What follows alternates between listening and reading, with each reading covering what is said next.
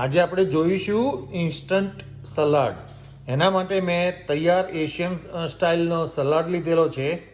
એમાં બીજું એડ કરવા માટે મેં ડુંગળી, મૂળો, કોલીફ્લાવર, ધાણા, કાકડી, મરચું અને ટામેટાં.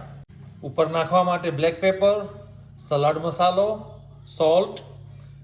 આ ડ્રેસિંગ ને બધું સલાડ કીટમાં સાથે જ આવે. હવે આપણે મિક્સ કરીશું. આ રીતે બધી જ વસ્તુઓ બોલમાં નાખીને મિક્સ કરી દઈશું.